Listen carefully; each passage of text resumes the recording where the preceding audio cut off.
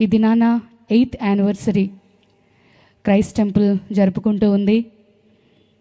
మరి ఈ దినం ఇక్కడ కూర్చున్న వారిలో అందరికంటే కూడా ఎక్కువగా ఆనందిస్తున్న వ్యక్తులము మేము, మా కుటుంబము.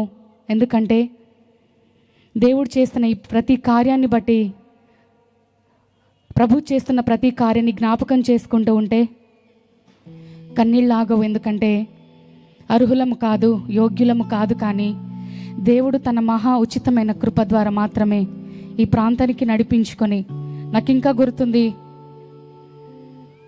డే 1 ఏ విధంగా ఇక్కడికి వచ్చామో, మరి దేవుడు ఏ రీతిగా మమ్మల్ని ఇక్కడ నడిపించారో నా కళ్ళెదురుగా కనపడుతూనే ఉంటాయి. ప్రతిదినము కూడా దేవుని సన్నిధిలో ప్రార్థిస్తూ వస్తున్నాం. దేవా, నీకంటూ ఒక సమయం ఉంది, మాకంటూ మా జీవితాలలో ఒక సమయాన్ని కేటాయించావు. నీ సమయోచితముగానే మా జీవితాలలో మీ కార్యము చేయి. ముందుగా పొందుకున్న దాని యొక్క విలువ మాకు తెలియదేమో, ఇంకా అనుభవాల గుండా మమ్మల్ని తీసుకువెళ్ళాలని ఆశపడుతున్నావేమో.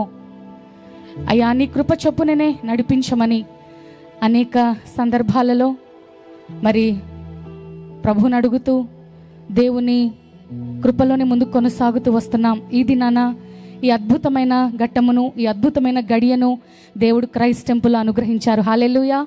మరి 8 సంవత్సరాలుగా వేచి చూస్తున్న నిరీక్షణ ఇది నేను గొప్ప కార్యముగా మన కళ్ళ ముందు ఉంచారు. ఇది ప్రారంభమని నేను నమ్ముతూ ఉన్నాను.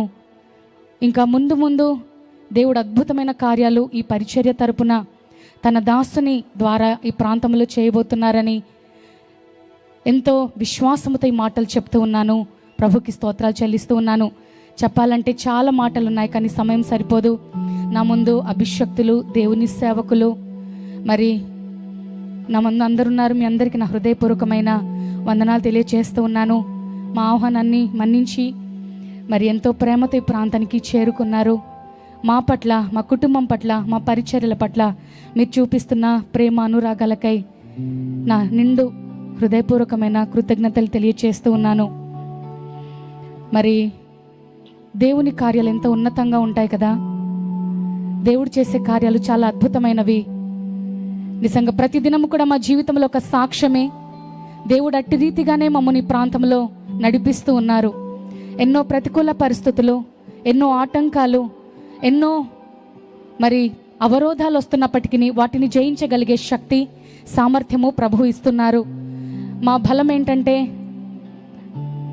మా మొట్టమొదటిగా మేము కలిగి ఉన్న మా ప్రభువు, రెండోదిగా సంఘము, ప్రేమించే సంఘము, మూడోదిగా ప్రేమించే అద్భుతమైన కుటుంబము, సహకరించే ప్రోత్సహించే కుటుంబాన్ని దేవుడు మాకు ఇచ్చారు. కాబట్టి ఇటు రీతిగా ముందుకు కొనసాగుతూ ఉన్నాం. లేదంటే ఈ స్థానంలో ఉండే స్థితి కాదు. ఈ రోజున నాకు తెలిసి దేవుని సేవకులు అపోస్తులు జోసెఫ్ విజయ్ కుమార్ గారు, అదేవిధంగా సత్య విజయ్ కుమార్ గారు ఎక్కువగా ఆనందిస్తారు. ఎందుకో తెలుసా ఈ మాట చెప్తున్నాను.